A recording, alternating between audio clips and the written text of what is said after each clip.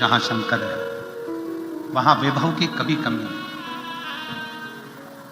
कभी आपने अंदाजा लगाया कि जगत गुरु शंकराचार्य जी ने 4 पीठ का निर्माण करा और चारों पीठों पर शंकर भगवान को स्थापित करा? सोमनाथ, केदारनाथ, रामेश्वरम।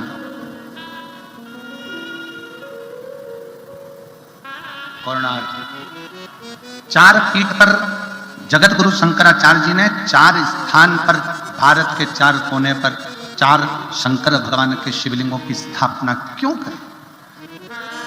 क्योंकि शिव महापुराण की कथा कहती है जब मृत्यु लोक का देवादिदेव महादेव भारत के 4 कोनों पर अगर विराजमान होगा तो मेरा भारत धनपति, करोड़पति, वैभवपति, सत्तापति बनता चले जाएगा। भारत कभी डाउन नहीं।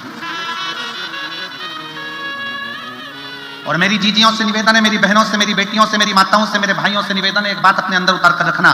जिसके घर में छोटे से छोटा भी अगर शिवलिंग होता है, जिसके घर में छोटे से छोटा शिवलिंग अगर विराजमान है, तो ये जान लेना कि तुम्हारा घर कभी कंगाल नहीं होगा, धन की ओर बढ़ता चलेगा, वृद्धि की ओर बढ़ेगा। आप शंकर जी के मंदिर जाओगे, लोग आपको पागल समझेंगे। आप शंकर को 1 लोटा जल चढ़ाओगे, लोग आपको पागल समझेंगे। आप शिव जी के मंदिर में झाड़ू लगाओगे, लोग आपको पागल समझेंगे। आप शंकर के मंदिर में पोछा लगाओगे, लोग आपको पागल समझेंगे। और शिव पुराण की कथा कहती है दुनिया पागल समझे, समझने दो, उसकी दृष्टि में तुम श्रेष्ठ हो, बस उसकी दृष्टि में रहने दो। कुबेरेश्वर धाम जाओ, कुबेरेश्वर धाम की भूमि पर जाओ, केवल गए लौट के आगे नहीं, एक रात्रि विश्राम कर कर विचार करना कि इस भूमि में है क्या। कंकर शंकर की धरा में ऐसा क्या है कि उसके कंकर की महत्वता है। ये कंकर हाथ में रखा है, अपने दिल की बात कहकर पूजन करके छोड़ा है, एक कंकर उठा के लिया 5 में से। ऐसा क्या है उस कंकर में? कभी विचार करिए उस भूमि पर रहकर।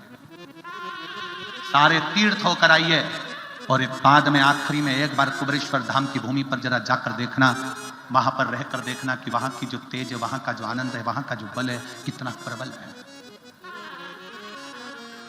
आपको लगेगा कि मैं अपने घर में रह रही हूं, अपने घर का भाव है, अपने घर का भाव। शिव महापुराण की कथा कहती है एक पानी का लोटा लेकर जब हम अपने घर से निकलते हैं शंकर के मंदिर के लिए, कहते हैं एक पानी का लोटा लेकर जब मंदिर के लिए निकलते हैं, 1000 सिंह के बराबर ताकत उस जल चढ़ाने वाले स्त्री और पुरुष के अंदर आ जाती है। 1000 सिंह की ताकत उस स्त्री और पुरुष के अंदर आ जाती है। और जब वो जल चढ़ाकर वापिस आता है, 1000 अश्वमेध यज्ञ का फल उसके साथ चलकर आ जाता है। लोग कोई हमसे पूछे, जो बड़े बड़े कई लोग कह देते हैं जल मत चढ़ाओ, पानी मत पियो, शिव जी पे बेलपत्र मत चढ़ाओ, ये मत करो, वो हमसे पूछे एक बार आकर सामने बैठकर कि शंकर पर चढ़े हुए जल का क्या फल है, शंकर पर चढ़ी हुई बेलपत्र का क्या फल है, शंकर का करा गया गुणगान का क्या फल है, वो हमसे पूछे। और अगर हमसे भी ना पूछे थे, जो ये मेरी जीजियां, जो मेरे जीजा पूरे भारत की भूमि पर जो कथा सुन रहे हैं ना, एक बार शिव कथा सुनने वाले के पास आकर कोई निंदा कर कर तो देखे।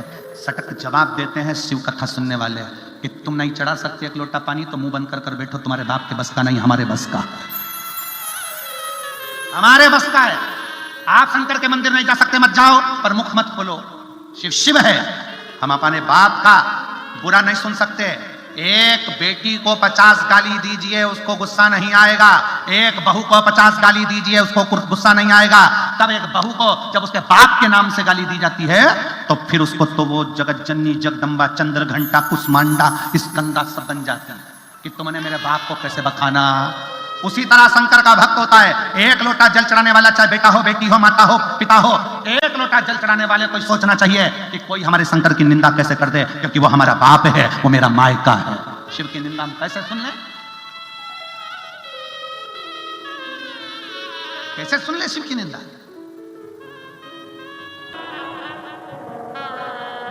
अब हमारे भी दुख कैसे कटेंगे, हमारी तकलीफें कैसे कटेंगी, हमारे कष्ट कैसे कटेंगे, हमारा दुख कैसे कटेगा। तो कहा जैसे पृथ्वी में पड़े हुए बीज पर जल की एक बूंद गिरती है और उस बीज अंकुरित हो जाता है, उसी तरह जिस दिन संसार में रहते रहते आप और हम शंकर भगवान के चरणों में जाकर शिव के चरणों की एक बूंद हमारे अंदर विश्वास की आएगी, तो हम भी संसार सागर में अंकुरित होकर वृक्ष का रूप धारण करेंगे। विश्वास का जल जब हमारे ऊपर पड़ता है तो ये पक्का है, हमारा विश्वास दृढ़ होते होते एक दिन अंकुरित हो जाता है।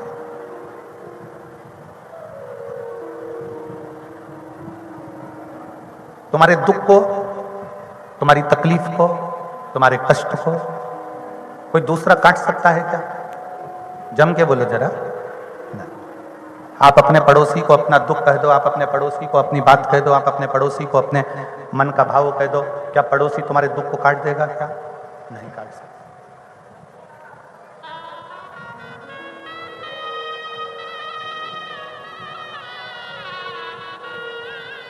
पड़ोसी तुम्हारे दुख को नहीं काटेगा। कोई दुनिया में ऐसा पैदा नहीं हुआ कि तुम्हारे दुख को कोई काटे। तुम्हारे दुख को तुम्हें खुद काटना। कैसे? अपने परिश्रम से, अपनी मेहनत से, अपनी लगन से, अपने कर्म से, और भगवान शंकर पर एक लोटा जल चढ़ाकर उसके विश्वास से।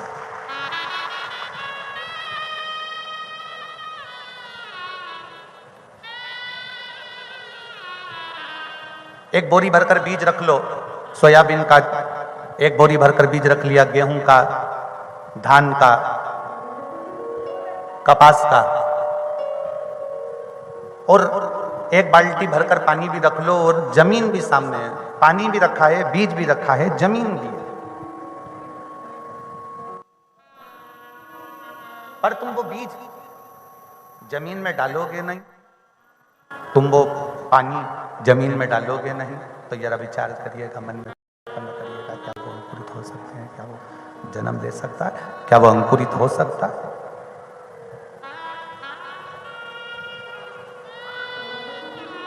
विचार करिएगा। पानी भी डालना पड़ेगा, बीज भी डालना पड़ेगा, और थोड़ा सा मेहनत करना पड़ेगा। शिव महापुराण की कथा कहती है, जमीन में बीज डालकर पानी, खाद समय समय पर देना पड़ता है। उसी तरह अगर हमारा दुख है, हमारी तकलीफ है, हमारा कष्ट है, हमारी बीमारी है, हमारे शरीर में अगर कुछ बहुत बहुत तकलीफें हैं, तो उसको मिटाने के लिए आपको स्वयं उस परमात्मा की भक्ति करते करते कुछ अपने मन में बल उत्पन्न करना पड़ेगा। तो यह निश्चित है कि वो दुख तुम्हारा कटेगा, तुम्हारी तकलीफ कटेगी।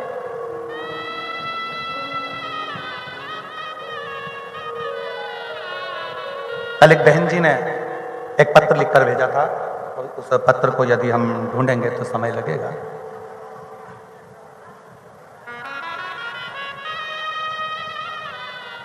एक बहन जी ने पत्र लिखकर भेजा था। उस पत्र में उन्होंने लिखा था कि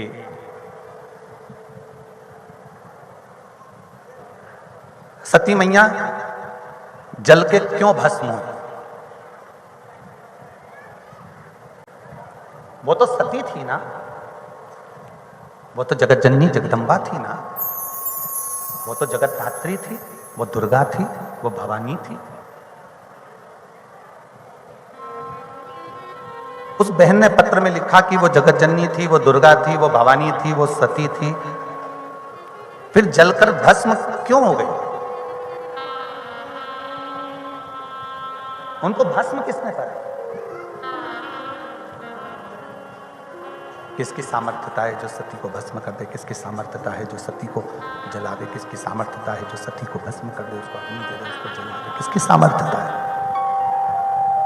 किसकी सामर्थ्यता हो सकती है?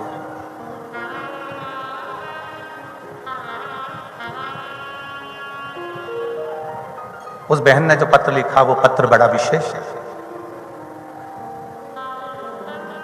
आज त्रिवेणी की इस कथा में आप उस पत्र का उत्तर अवश्य स्मरण करिए। जो तुमसे ईर्ष्या रखता है ना, वो जिंदगी में तुम पर कितनी भी बद्दुआ दे दे, तुम्हारा बाल बांका नहीं हो सकता। जो तुमसे नफरत करता है ना, वो तुम्हारे को दिन रात कोसे तो भी तुम्हारा बाल बांका नहीं हो सकता। जो तुमसे लड़ता है, झगड़ता है और झगड़ा करने के बाद तुम्हें बद्दुआ पे बद्दुआ देता है, वो बद्दुआ भी तुम पर कुछ नहीं कर सकता।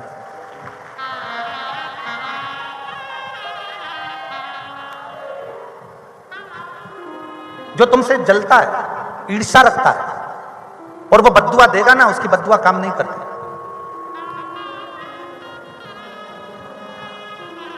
सती मैया को जलाने की सामर्थ्यता किसी की नहीं है। सती माता को भस्म करने की सामर्थ्यता किसी की नहीं है। सती माता अगर जलकर भस्म हुई हैं तो खुद के कारण हुई। अपने आप को सती माता बद्दुआ देती है, अपने आप को कोसती है कि मेरा विवाह हुआ और मेरे पति मुझे कुंभज ऋषि के आश्रम में कथा सुनने लेकर आ गए। मेरा विवाह हुआ और कुंभज ऋषि मुझे सती माता अपने आप में विचार कर रही हैं, अपने आप में स्मरण कर रही हैं कि मेरा विवाह हुआ और मेरे पति मुझे यहाँ कुंभज ऋषि के आश्रम में, अगस्त ऋषि के आश्रम में कथा सुनाने लेकर आ गए।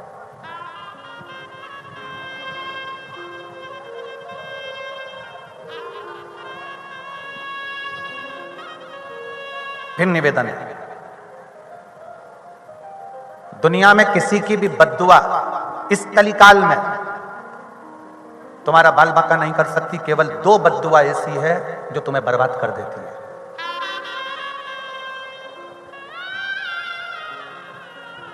दुनिया में 2 बद्दुआ ऐसी है जो तुम्हें बर्बाद कर देती है। एक आपकी स्वयं की बद्दुआ, बीमार पड़ गए, हॉस्पिटल में अपने आप को कोस रहे, इससे तो मर जाऊं तो अच्छा है, बहुत तकलीफ भोग रही हूं, काहे का जीवन दिया भगवान तूने, मुझे तो परेशान कर दिया भगवान तूने। जितना अपने आप को हम बद्दुआ देते हैं, जितना हम अपने आप को कोसते हैं, उतना उतना हम अपनी जिंदगी नरक जैसी निकालते हैं। मरते तक आपको भोगना पड़ता है। अपनी स्वयं की बद्दुआ अपने को लगती है।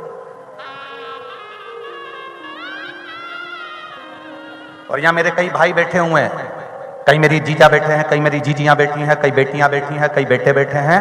कोई एग्जाम में अगर आप फेल हो गए, कोई एग्जाम में आप निकल नहीं पाए, कोई परीक्षा में आप उत्तीर्ण नहीं हो पाए, कोई परीक्षा में आप रह गए, कोई परीक्षा आपकी छूट गई है, कोई बात नहीं, अपने आप को कोसिए मत, अपने आप को कोसिए मत।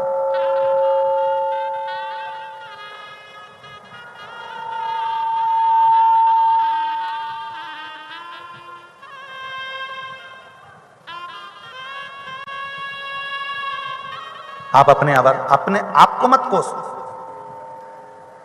और कई मेरी जीजियां बैठी हैं, कई मेरे जीजा बैठे हैं, बेटियां बेटे बैठे हैं, ये स्मरण में रहे, अपने स्मरण में ये लेकर आओ। कई पत्नियां अपने आप को कोसती हैं, कहां फंस गई मैं तो शादी करके, मेरी तो जिंदगी नरक हो गई, मैंने तो ऐसा सोचा था, मैंने तो वैसा सोचा था। अपने आप को कोस रही है, अपने आप को बद्दुआ दे रही है। अब वो ये नहीं जानती कि इसका फल क्या होगा, वो ये नहीं पहचानती कि इसका फल क्या हो सकता है, कैसे अपने जीवन को आप नरक जैसा जी सकते। वो अपने आप को कैसा जीवन वो जिएगी, उसको नहीं मालूम। वो अपने आप को कोस रही है। अंदर के एक भी बक्से नहीं चल रहे हैं। श्रीमान, एक जनी ऊपर आके सुनिए, ये बक्से एक भी ऊपर के नहीं चल रहे हैं।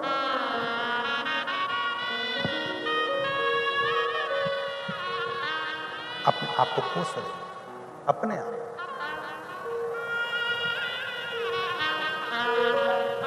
और किसी की सामर्थ्यता नहीं, किसी की सामर्थ्यता ऐसी नहीं है कि कोई जो तुमसे ईर्ष्या रखता है, जो तुमसे नफरत करता है, जो तुमसे बहुत जलन रखता है, वो तुमको कितनी भी बद्दुआ दे दे, उसका कोई फर्क नहीं पड़ेगा, उसका कोई फर्क नहीं पड़ेगा।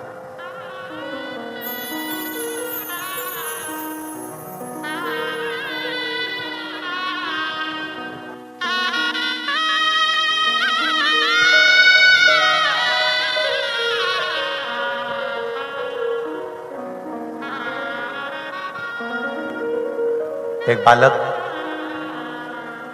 जो कई किलोमीटर दूर से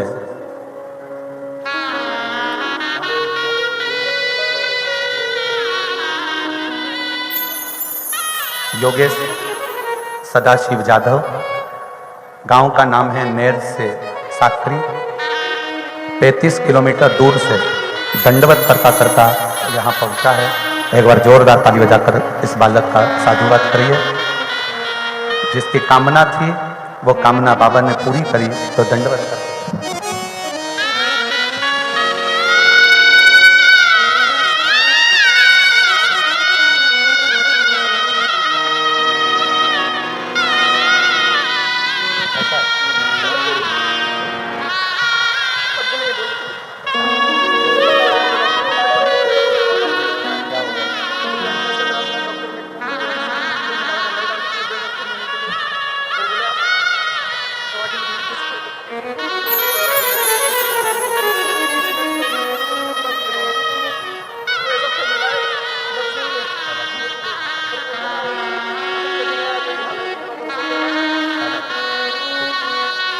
इस बच्चे को मुंबई के डॉक्टरों ने जवाब दे दिया था और माँ बाप से कह दिया था कि इसको घर ले जाओ, केवल बॉडी रह गई थी, पर बाबा ने इसको वापस जीवित करा। इसलिए 35 किलोमीटर से दंडवत करता करता यहाँ पहुँचा।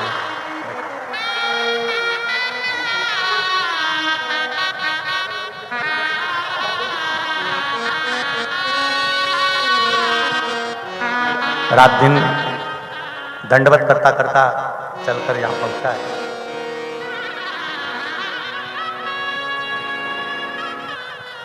कल इसका एक वीडियो बच्चे का सामने आया था, जिस समय पर ये दंडवत करते करते बीमार भी पड़ गया था।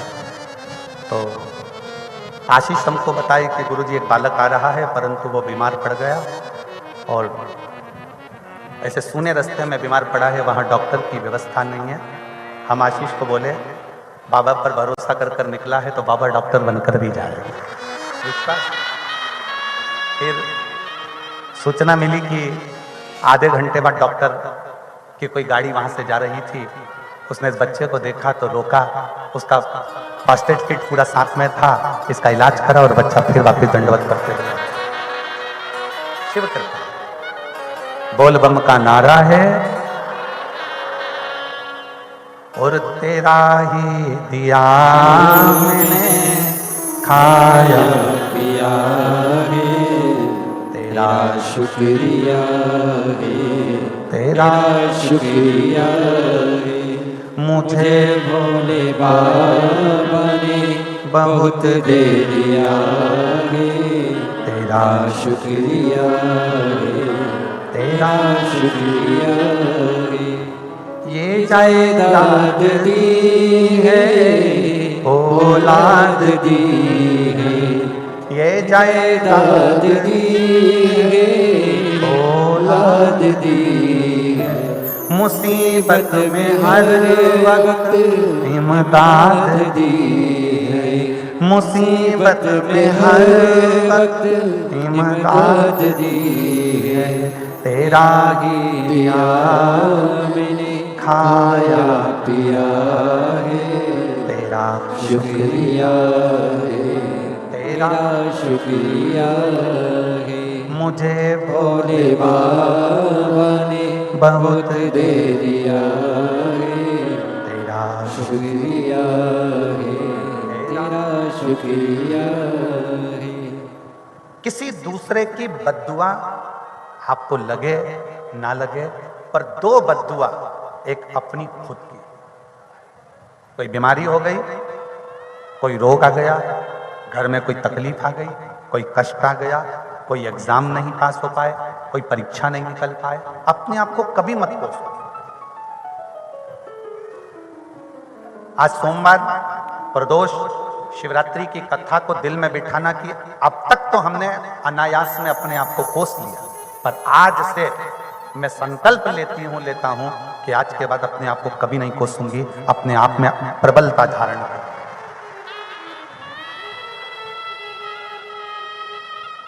स्वयं को नहीं कोसू।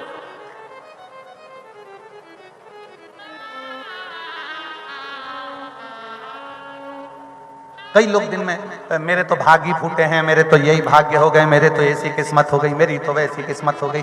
अरे कितने किस्मत वाले हो, भगवान ने 2 हाथ, 2 पांव, 2 नेत्र, 2 श्रवण, जिह्वा देकर भेजी है। खुश हो, उसको देखो जिसके हाथ पैर तक नहीं है और रेंग कर चल रहा है। उसको देखो जो मुंह से बोल नहीं सकता, उसको देखो जो देख नहीं सकता, उसको देखो जो सुन नहीं सकता। अपने आप में प्रसन्नता धारण करो।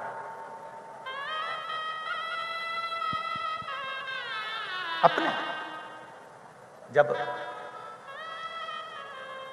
श्रीवास्तव जी बंटी भाई कथा लेने के लिए उनकी पूरी टीम के साथ आए, पूरी टीम के साथ बंटी भाई जब पहुंचे पूरी टीम के साथ में, तो उनकी पूरी टीम में उमंग था, एक उत्साह, एक आनंद, पूरी टीम। और पूरी टीम में एक उमंग था, एक उत्साह, एक आनंद। और उन्होंने ये विचार किया, उनके मन में आया कि गुरुजी हमको कथा करवाना है, कथा रस तत्व ग्रहण करना है, कथा सुनना है, सबका मन है, साकरी वालों का इच्छा है। तो मन में भाव उत्पन्न हुआ और आज शिव जी की कृपा से, भगवान शंकर वो गणदानी त्रिकालदर्शी की कृपा से ये कथा यहाँ हो रही, ये कथा यहाँ चल रही। स्वयं को कमजोर कभी मत मानो, स्वयं को मानो तो प्रबल मानो, प्रखर मानो, कमजोर मत मानो स्वयं को।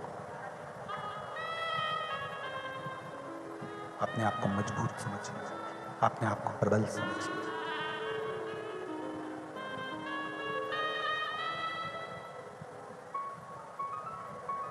कल बेटी ने प्रश्न किया था कि सती मैया जलकर भस्म क्यों हुई। सती माता तो देवी है, दुर्गा है, भवानी है, मांबा है, जगदम्बा है, जगतधात्री है। फिर वो जल कैसे सकती है, वो भस्म कैसे हो सकती है, वो समाप्त कैसे हो सकती है। किसी देवता की सामर्थ्यता नहीं थी कि माता सती को जला दे या भस्म कर दे। अग्नि की भी सामर्थ्यता नहीं थी कि अग्निदेव माता सती को जला दे, भस्म कर दे। अग्नि की भी सामर्थ्यता नहीं है, देवताओं की भी सामर्थ्यता नहीं है कि वो जला दे, भस्म कर दे। किसकी सामर्थ्यता?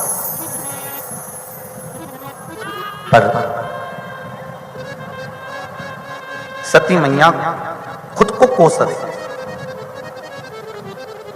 सती मैया खुद को विचार रही थी।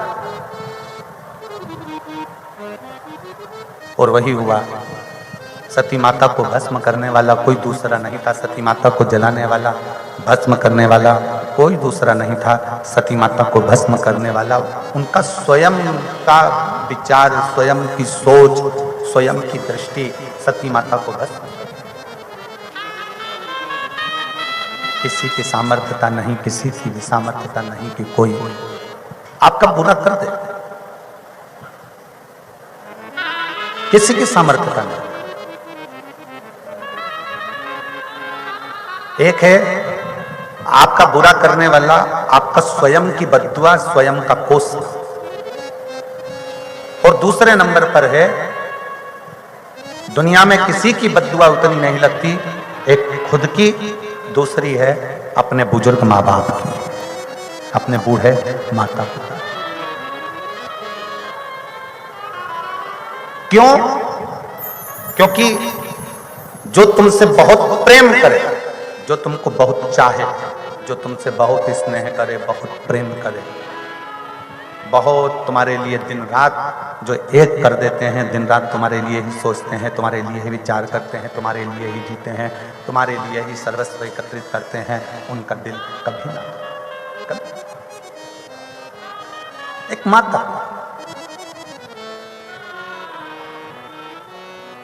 प्रयास करना। और मेरा बुजुर्ग माताओं से निवेदन है, मेरा बुजुर्ग पिताओं से निवेदन है, पूत कपूत सुने हैं पर ना माता सुनी माता। पूत कपूत हो सकता है, बेटा बेकार हो सकता है, बेटा कपूत हो सकता है, पर माता पिता कभी कुमाता नहीं सुनी कि मां कभी कुमाता हो। तुम्हारा बेटा अगर गलत काम कर रहा है, तुम्हारा बेटा कुछ गलत कर भी दिया है, तुम्हारा बेटा मान लो कुछ गलत हो भी गया है, तो भी माता पिता का एक फर्ज बनता है कि एक मौका अपनी औलाद को सुधरने के जरूर दो और उसको एक बार गले से वापिस ले, एक बार सुधरने के लिए उसको मौका जरूर दो, एक बार उसको गले से जरूर लगाओ। आप उसको गले से लगाओगे तो वो सुधरेगा, सबरेगा, ये पक्का है। उसको अपने नजदीक लेकर एक बहन ने कहा कि हमारी पड़ोसन हमको दिन रात गालियां देती है, ताने देती है, झगड़ा करती है, दिन भर कोसती रहती है,